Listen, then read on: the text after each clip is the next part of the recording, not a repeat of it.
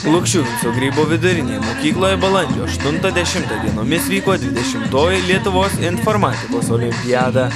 Į olimpiadą atvyko 48 gabiausi Lietuvos moksleiviai, 3 profesoriai, dėstytojai bei studentai, besimokantys prestižiniuose pasaulio universitetuose. Galutiniai olimpiados rezultatai paaiškėjo balandžio 10 dieną olimpiados uždarymo metu. Renginyje iš pradžių buvo paskelbti apdovanoti pagyrimo raštais. Vėliau 3., 2. ir 1. laipsnio diplomais. Dar vėliau laureatai ir tik galiausiai 6 žmonių rinktinė, kuri vyks atstovauti Lietuvai į Baltijos šalių olimpiadą Švedijoje balandžio 18-22 dienomis.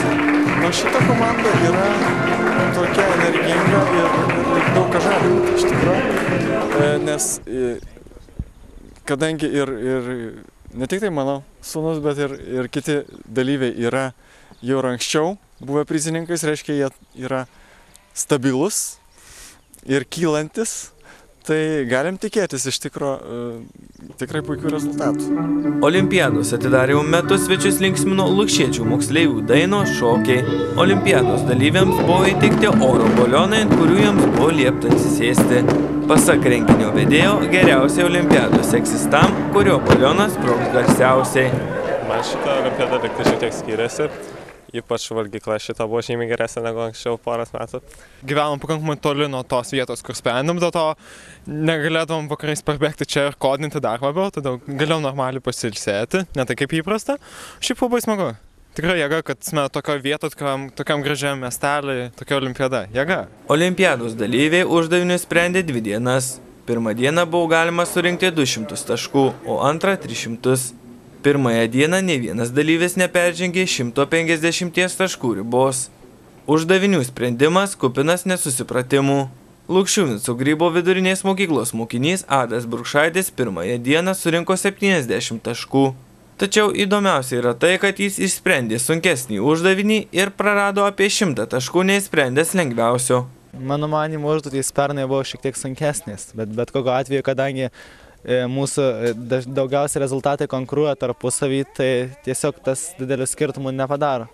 Uždaviniai čia, kaip ir visose olimpiadose, yra dalis tos tarptautinės patirties, nes uždaviniais yra, kad dalinamės, skaitome, modifikuojame, taisome.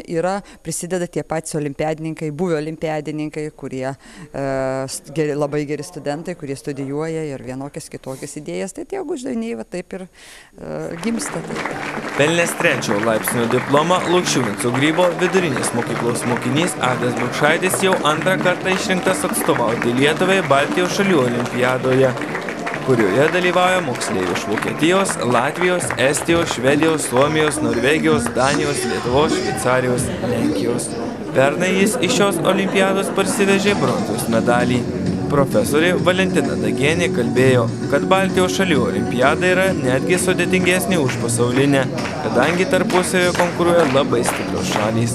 Baltijos šalių olimpiadoje yra sunkiau laimėti ir mes paprastai mūsų komandos blogiau pasirodo Baltijos šalių olimpiadoje negu tarptautiniai. Žinot kodėl? Kadangi tarptautinėse yra apdovanojama pusė mokinių apdovanojami medaliais. Tarptautiniai yra apie 80 šalių ir jų po 4 mokinius, nepadauginti tai yra 300 mokinių, iš jų 150 maždaug, 140 gauna medalius. Dabar yra daug tokių ir silpnų šalių, sakykim, taip, kurie dar neturi patirties, ten ir Afrikos šalių, Azijos šalis yra gana stiprios, bet yra ir tarp jų yra daugiau. Ir mes, Lietuva maždaug būna visuomet taip šiek tiek aukščiau vidurkio, jeigu maždaug suskaičiuoji. Anais metais į Lietuvos informatikos olimpiadą pateko viena mergina. Šiemet olimpiadininkų auditoriją sudarė vien stiprioji lytis.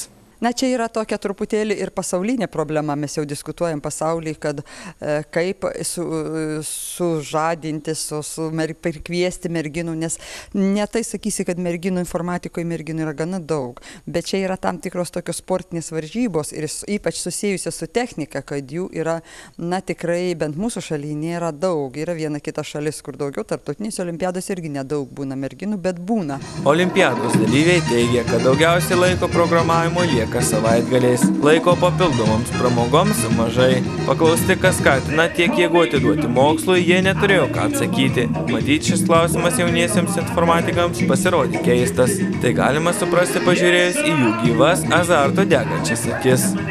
Na, man tai uždavinių sprendimas įdomus dėl to, nes labai kūrybiškas procesas ir labai tokie įdomus ir netikėti rezultatai, ką galima pasiekti būtent šitą programų pagalbą. Paviršutiniškai su programavimu susidūrusiam žmogui atrodo, kad informatika yra sausas mokslas. Tačiau iš tiesų ji reikalauja itin greitos reakcijos neklystančio mąstymo. Martyno Budriūno tėtė informatikos mokytojas Antanas Budriūnas nustebino mus sakydamas, kad olimpiadinius uždavinius mokytojai spręstų, tačiau olimpiadoje vargu ar jiems pavyktų laimėti. Olimpiadoje, kas svarbiausia, riboja laikas. Yra duotos tik tai kelios valandas o tam reikia labai žvitraus proto ir greito viso, reiškia, numatymo visų veiksmų. Tai ko gero mokytojai gal ir išspręstų, bet jau nesutilptų tikrai tą laiką. Paklausti, kokiais principais gyvenime vadovaujasi, jog pasiekė tokių rezultatų, olimpiados prizininkai teigė, jog svarbiausia turėti tikslą. O šiaip olimpiadai, kadangi ir taip ruošiuosi jau 3 metus, tai dar kiek liks laiko, aišku, tas bus skirta uždaviniams. Iš tikrųjų, ruošimasis yra labai aktyvus, labai intensyvus, nes įruošiant tokie dalykai nepasiekiami. Nors esam nuo Vilniaus nearti, bet praktiškai kiekvienas šeštadienis buvo Vilniuje. Ir informatikos, ir jaunųjų matematikų mokykloje. Jeigu turėsiu laiko, tai ko gero gal paprogramuosiu šiek tiek, bet tai šiaip ko gero ruošiuos matematikos olimpiadai. Šiam jaunimui norėtume palinkėti sėkmės, nes būtent tokie žmonės yra mūsų tėvynės viltis. Todėl didžiausias jų pasiektas rezultatas – sugebėjimas pasiaukojančiai dirbti, tobulėti, ko šiandien dažnai taip trūksta mūsų didiesiems. Sima Burkšaitytė, Darius Pavalkis, Draugas TV.